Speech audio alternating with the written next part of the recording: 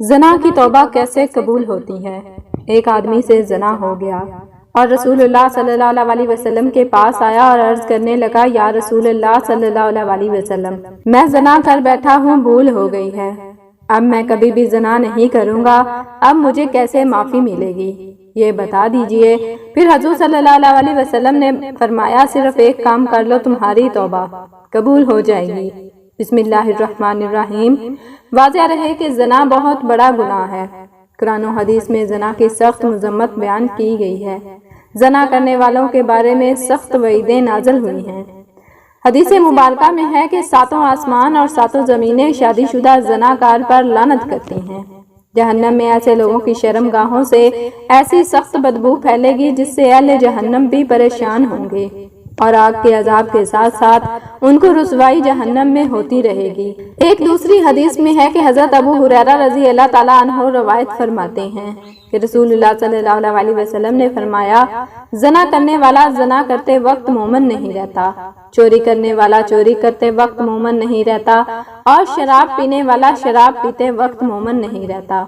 حضرت ابو امامہ رضی اللہ تعالیٰ عنہ سے مروی ہے کہ ایک نوجوان نبی کریم صلی اللہ علیہ وسلم کی خدمت میں حاضر ہوا اور کہنے لگا، یا رسول اللہ صلی اللہ علیہ وسلم، مجھے زنا کرنے کی اجازت دے دیجئے۔ لوگ اس کی طرف متوجہ ہو کر اسے ڈانٹنے لگے اور اسے پیچھے ہٹانے لگے، لیکن نبی کریم صلی اللہ علیہ وسلم نے اس سے فرمایا، میرے قریب آ جاؤ۔ وہ نبی کریم صلی اللہ علیہ وسلم کے قریب جا کر بیٹھ گیا۔ نبی کریم صلی اللہ علیہ وسلم نے اس سے پوچھا، کیا تم اپنی والدہ کے حق میں بدکاری کو پسند کرو گے؟ اس نے کہا، اللہ کی قسم کبھی نہیں، میں آپ پر قربان جاؤں۔ نبی کریم صلی اللہ علیہ وسلم نے فرمایا، لوگ بھی اسے اپنی ماں کے لیے پسند نہیں کرتے۔ پھر دریافت فرمایا، کیا تم اپنی بیٹی کے حق میں بدکاری کو پسند کرو گے؟ اس نے کہا، اللہ کی قسم کبھی نہیں، میں آپ صلی اللہ علیہ وسلم پر قربان جاؤں۔ نبی کریم صلی اللہ علیہ وسلم نے فرمایا، لوگ بھی اسے اپنی بیٹی کے لیے پسند نہیں کرتے۔ پھر پوچھا، کیا تم اپنی بہن کے حق میں بدکاری کو پسند کرو گے؟ تو اس نے کہا، اللہ کی قسم کبھی نہیں، میں آپ پر قربان جاؤں۔ نبی کریم صلی اللہ علیہ وسلم نے فرمایا، لوگ بھی اسے اپنی بہن کے لیے پسند نہیں کرتے۔ پھر پوچھا، کیا تم اپنی پھوپھی کے حق میں بدکاری کو پسند کرو گے؟ اس نے کہا، اللہ کی قسم کبھی نہیں، میں آپ پر قربان جاؤں۔ نبی کریم صلی اللہ علیہ وسلم نے فرمایا، لوگ بھی اسے اپنی پھوپھی کے لیے پسند نہیں کرتے۔ پھر پوچھا، کیا تم اپنی خالہ کے حق میں بدکاری کو پسند کرو گے؟ اس نے کہا، اللہ کی قسم کبھی نہیں، میں آپ پر قربان جاؤں۔ نبی کریم صلی اللہ علیہ وسلم نے فرمایا، لوگ بھی اسے اپنی خالہ کے لیے پسند نہیں کرتے۔ پھر نبی کریم صلی اللہ علیہ وسلم نے اپنا دست مبارک اس کے جسم پر رکھا اور دعا کی، اے اللہ، اس کے گناہ معاف فرما اور اس کے دل کو پاک فرما، اس کی شرمگاہ کی حفاظت فرما۔ راوی کہتے ہیں کہ اس کے بعد اس نوجوان نے کبھی کسی کی طرف توجہ بھی نہیں کی۔ نیز واضح رہے کہ ہر گناہ اللہ تعالیٰ کی نافرمانی ہے، اس کی اطاعت فرما برداری سے اعراض ہے۔ اللہ تعالیٰ کا نافرمان دنیا اور آخرت میں کہیں چین و سکون نہیں پا سکتا۔ گناہ کرنے والے کی زندگی تلخ کر دی جاتی ہے۔ اللہ تعالیٰ کا ارشاد پاک ہے، اور جو شخص میری اس نصیحت سے اعراض کرے گا تو اس کے لیے قیامت سے پہلے دنیا میں قبر اور تنگی کا جینا ہوگا۔ دنیا اور آخرت میں چین و سکون پانے کا ایک ہی راستہ ہے کہ اس پالنے والے خالق و مالک کی نافرمانی چھوڑ کر اپنی پوری زندگی اس کی اطاعت اور فرما برداری میں گزاری جائے۔ پھر اللہ پاک اپنے بندے کو پاکیزہ اور بالطف زندگی عطا فرمائیں گے اور آخرت میں خوب اجر و ثواب سے نوازیں گے۔ سورہ نحل میں اللہ تعالیٰ کا ارشاد ہے، ترجمہ، جو شخص کوئی نیک کام کرے گا، خواہ وہ مرد ہو یا عورت، بشرطے کہ صاحب ایمان ہو، کیونکہ کافر کے اعمال صالحہ مقبول نہیں، تو ہم اس شخص کو دنیا میں تو بالطف زندگی دیں گے اور آخرت میں اس کے اچھے کاموں کے عوض اس کا اجر بھی دیں گے۔ دین اسلام میں مایوسی بالکل نہیں ہے۔ انسان خطا کا پتلا ہے، گناہ انسان کی فطرت میں داخل ہے، لیکن بہترین ہے وہ شخص جو گناہ کر کے اس پر قائم نہ رہے بلکہ فوراً توبہ کر کے اللہ تعالیٰ سے معافی مانگ لے۔ نبی کریم صلی اللہ علیہ وسلم نے ارشاد فرمایا، اے بنی آدم، انسان بہت زیادہ خطا کار ہے، اور اللہ تعالیٰ کے نزدیک بہترین خطا کار وہ ہیں جو کثرت سے توبہ کرتے ہیں۔ حضرت حذیفہ بن یمان سے مروی ہے کہ نبی کریم صلی اللہ علیہ وسلم نے ارشاد فرمایا، اے مسلمانوں، زنا سے بچو، اس لیے کہ اس میں 6 نقصانات ہیں، 3 دنیا میں اور 3 آخرت میں۔ دنیا کے 3 نقصانات یہ ہیں کہ زنا کرنے والے کے چہرے کی رونق ختم ہو جاتی ہے، نمبر 2 مسلسل غربت آتی ہے، نمبر 3 عمر کم ہو جاتی ہے، اور آخرت میں پیش آنے والی 3 چیزیں یہ ہیں کہ نمبر 1 اللہ کی ناراضگی حاصل ہوتی ہے، نمبر 2 برا حساب و کتاب ہوتا ہے، نمبر 3 دوزخ کی آگ میں ہمیشہ رہنا پڑتا ہے۔ زنا سے چہرے بے رونق اور بے نور ہو جاتے ہیں۔ مذکورہ بالا حدیث کی روشنی میں پتہ چلا کہ زنا کرنے والے کو دنیا میں سخت ذلت اور رسوائی سے دوچار ہونا پڑتا ہے، جن میں پہلی سزا یہ کہ زنا کرنے والے کے چہروں کی رونق ختم ہو جاتی ہے اور ان کے چہروں سے ہمیشہ کے لیے ذلت اور خواری کی علامت ظاہر ہونے لگتی ہے۔ ایک دوسرے مقام پر نبی کریم صلی اللہ علیہ وسلم نے ارشاد فرمایا، تم لوگ ضرور اپنی نگاہوں کی حفاظت کرو اور اپنے چہرے کو سیدھا رکھو، ورنہ تمہارے چہروں کو بے نور کر دیا جائے گا۔ زنا سے فکر و فاقہ اور مسکنت پیدا ہوتی ہے۔ حضرت عبداللہ بن عمر رضی اللہ تعالیٰ عنہ سے مروی ہے کہ آقا صلی اللہ علیہ وسلم نے ارشاد فرمایا، جب حکمران ظلم کریں تو آسمان سوکھ جاتا ہے، جب زکوٰۃ روک لی جائے تو مویشی ہلاک ہو جاتے ہیں، جب زنا کاری پھیل جائے تو فکر و فاقہ اور مسکنت عام ہو جاتی ہے، اور جب ذمہ توڑے جانے لگیں تو کافروں کا غلبہ ہو جاتا ہے۔ اسلامی معاشرہ کی پاکیزگی کی حفاظت کرنا، ہر مسلمان کی عزت، نفس اور روح کی طہارت باقی رکھنا، اچھے نسب کے لوگوں کو ملاوٹ کی غلاظت سے محفوظ کرنا، زنا کے حرام ہونے کی حکمت ہے۔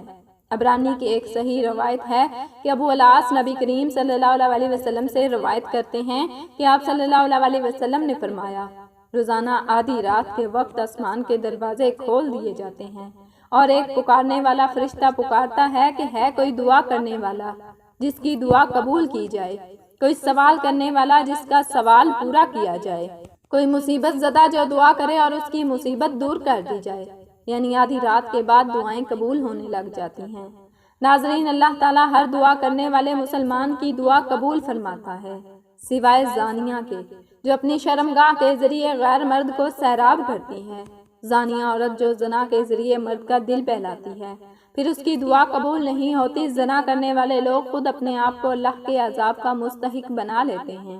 حضرت عبداللہ بن عباس رضی اللہ تعالیٰ عنہ کہتے ہیں کہ رسول اللہ صلی اللہ علیہ وسلم نے فرمایا، جب کسی بستی میں زنا اور سود عام ہو جائے تو گویا اس بستی کے لوگوں نے اپنے آپ کو اللہ کے عذاب کا مستحق بنا لیا، ان پر کسی بھی طرح کا عذاب آ جائے، اور اسی طرح زانی کو دنیا میں بھی اللہ کی طرف سے سزا مل کر رہتی ہے۔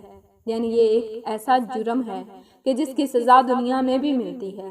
حضرت انس کہتے ہیں کہ رسول اللہ صلی اللہ علیہ وسلم نے فرمایا، 2 گناہ ایسے ہیں جن کی سزا میں جلدی کی جاتی ہے اور دنیا ہی میں دے دی جاتی ہے۔ نمبر 1 زنا، اور نمبر 2 والدین کی نافرمانی کرنے والا، ماں باپ کی بات نہ ماننا۔ اور اب یہ کہ جو شخص ایسی بیماریوں میں مبتلا ہو جاتا ہے، یعنی زنا جیسی بیماری میں مبتلا ہو جاتا ہے، تو پھر اس کا ایمان کیسے رخصت ہوتا ہے کہ اس گناہ کو چھپانے کے لیے وہ جھوٹ پر جھوٹ بولتا چلا جاتا ہے کہ نہیں، کئی جھوٹ بولتا ہے۔ جب کوئی انسان جھوٹ بولتا ہے تو اس کے منہ کی بدبو سے فرشتے اس سے کئی میل دور چلے جاتے ہیں اور اس انسان سے اللہ تعالیٰ کی حفاظت ہٹ جاتی ہے۔ وہ شخص ذلیل ہو کر رہتا ہے۔ دنیا میں بھی انسان طرح طرح کی بیماریاں اور طرح طرح کی مصیبتیں نازل ہوتی ہیں۔ پھر بڑھاپے کی عمر میں زنا کرنا اللہ کے غضب اور غصے کو بھڑکاتا ہے، تو اللہ تعالیٰ قیامت کے دن 3 لوگوں سے غصے کی وجہ سے بات نہیں کریں گے اور نہ ہی جنت میں داخل ہونے کے پاس کریں گے۔ ابو معاویہ حدیث کے راوی نے کہا، اور نہ ہی اللہ تعالیٰ ان کی طرف نظر کرم فرمائیں گے اور ان کے لیے دردناک عذاب ہے۔ دنیا ایک بوڑھا زانی، دوسرا چھوٹا حکمران اور تیسرا متکبر فقیر۔ پھر اسی طرح جس بستی میں زنا عام ہو جائے وہاں موتیں بہت ہونے لگتی ہیں، موت کی کثرت ہو جاتی ہے، قتل کی کثرت ہو جاتی ہے۔ پھر اسی طرح کسی بھی غیر حاضر شخص کی بیوی سے زنا کرنے والے شخص پر اللہ تعالیٰ قیامت کے روز ایک سانپ مسلط کر دیں گے۔ یعنی کسی عورت کا شوہر کہیں گیا ہوا ہے اور ظاہر ہے کہ شوہر بیوی کا محافظ ہوتا ہے، اور اب اگر وہ اکیلی ہے تو اس کو اکیلا پا کر کسی کے ساتھ اگر برائی کی تو ایسا شخص قیامت کے دن اس انجام سے دوچار ہوگا۔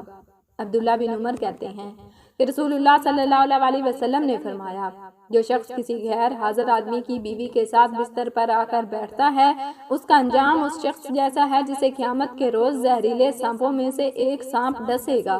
پھر ہمسائے کی بیوی سے زنا کرنے کا عذاب یا اس کی سزا کسی بھی دوسری عورت کے ساتھ زنا کرنے سے 10 گنا زیادہ ہے۔ کیونکہ ہمسایوں کے بھی کچھ حقوق ہوتے ہیں۔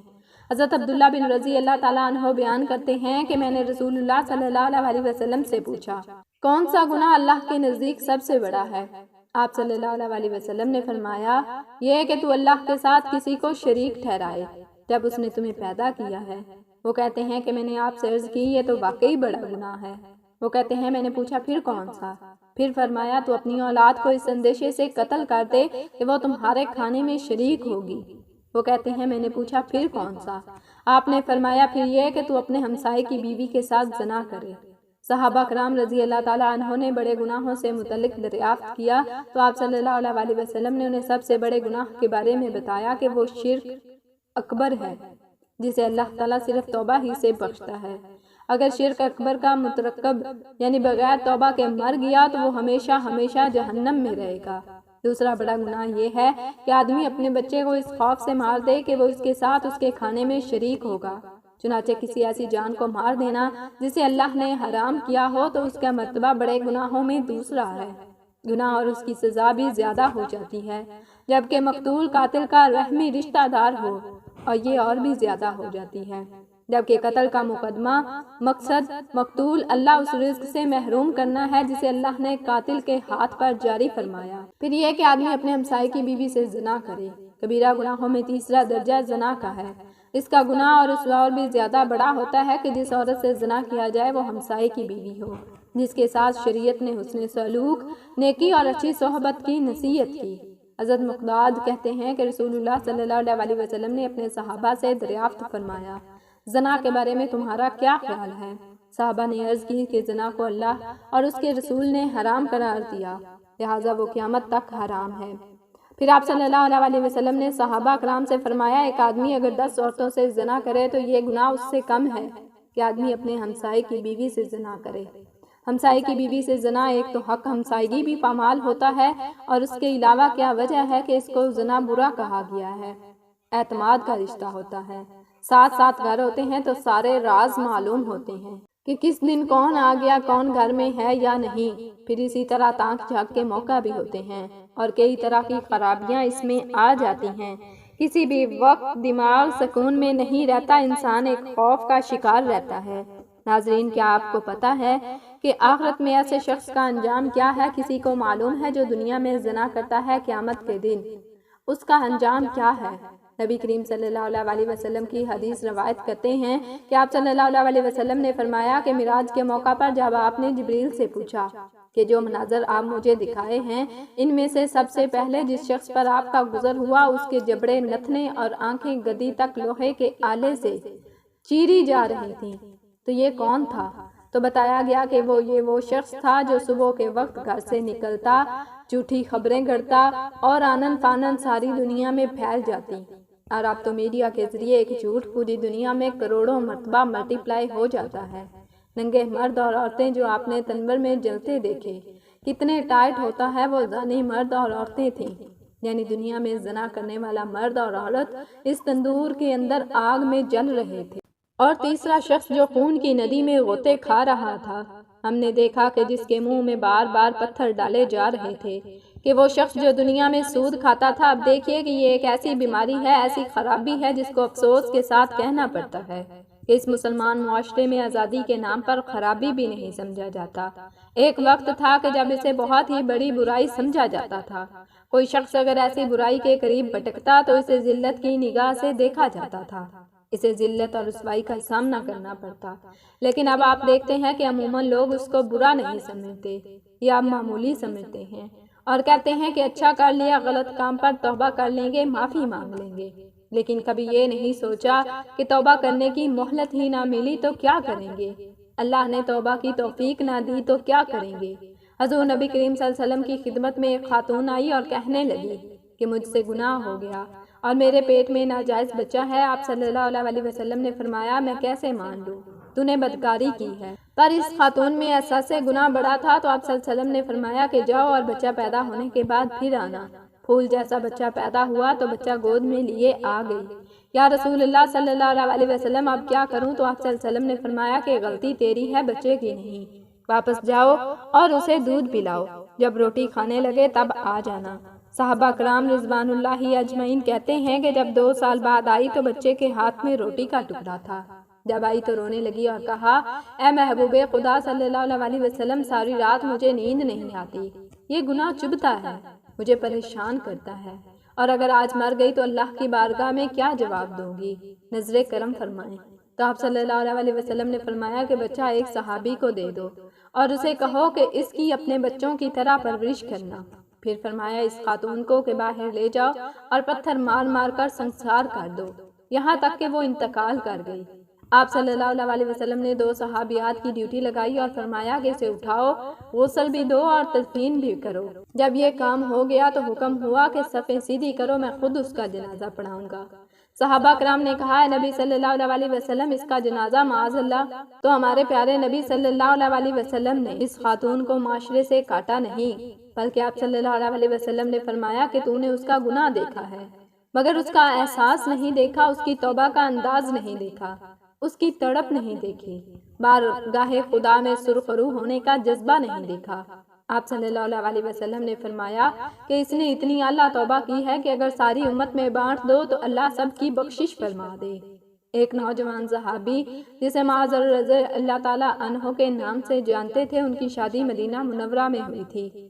ایک دن شیطان نے ان کو پھسلایا اور ان کو ایک انصار کی لونڈی پر مائل کر دیا اور راہ حق سے ہٹانے کی کوشش کی۔ معاذ رضی اللہ تعالیٰ عنہ شیطان کے جال میں پھنسے اور اس لونڈی کو تنہائی میں لے گئے۔ اب یہ دونوں تھے اور تیسرا ان میں شیطان تھا۔ وہ برائی کو ان دونوں کے لیے نہایت پرکشش اور خوبصورت بنا کر پیش کر رہا تھا۔ وہ دونوں بہک گئے اور جوانی کی تیغانی کا شکار ہو گئے۔ جب معاذ رضی اللہ تعالیٰ عنہ اپنے جرم سے فارغ ہوئے تو شیطان نے اس کا ساتھ چھوڑ دیا۔ اب وہ پھوٹ پھوٹ کر رونے لگے اور اپنے نفس کا محاسبہ کرنے لگے اور اپنے آپ کو ملامت کرنے لگے۔ گناہ کی آگ ان کے دلوں کو جلانے لگی اور وہ بے قرار ہو کر آپ صلی اللہ علیہ وسلم کی خدمت میں آئے اور آپ صلی اللہ علیہ وسلم کے سامنے کھڑے ہو گئے۔ احساس گناہ اسے تڑپانے لگا، کہنے لگے، اللہ کے رسول صلی اللہ علیہ وسلم، مجھ سے ایک گناہ ہو گیا ہے، یعنی زنا ہو گیا ہے، مجھے پاک کر دیجئے۔ نبی کریم صلی اللہ علیہ وسلم نے ان کی طرف سے منہ پھیر لیا اور دوسری جانب آ گئے۔ بولے، اے اللہ کے رسول صلی اللہ علیہ وسلم، میں شیطان کے جھانسے میں آ گیا، زنا کر بیٹھا، مجھے پاک کر دیجئے۔ نبی کریم صلی اللہ علیہ وسلم نے فرمایا، تجھ پر افسوس ہے، واپس چلا جا اور اللہ تعالیٰ سے اپنے گناہ کی معافی مانگ اور توبہ کر لے۔ وہ تھوڑی دیر بعد پھر آ گیا، گناہ کی آگ نے اس کا آرام چھین لیا اور وہ صبر نہ کر سکا۔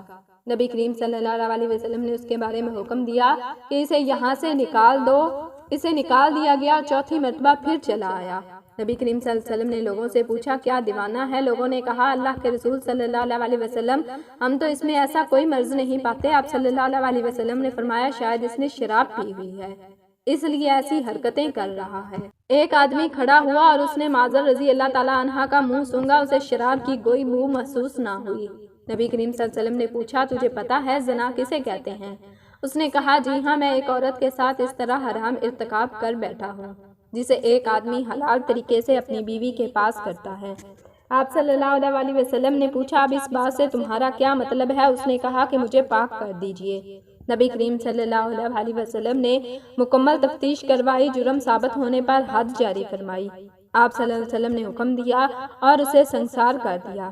جب اس کی نماز جنازہ پڑھائی گئی اور اسے دفن کر دیا گیا تو آپ صلی اللہ علیہ وسلم 2 آدمیوں کے پاس سے گزرے۔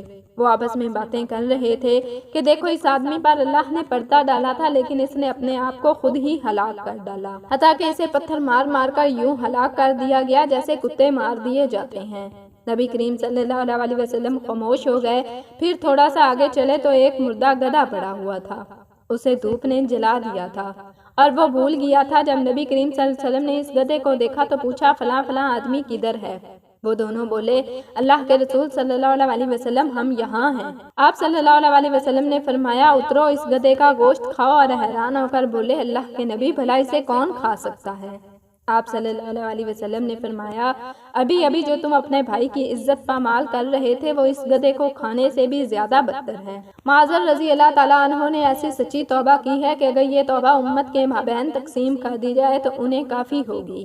مجھے اس ذات کی قسم جس کے ہاتھ میں میری جان ہے اور وہ اس وقت جنت کی نہروں میں غوطے لگا رہا ہے، اللہ پاک ہمیں ہر برے عمل سے بچائے اور ہمارا خاتمہ ایمان پر فرمائے۔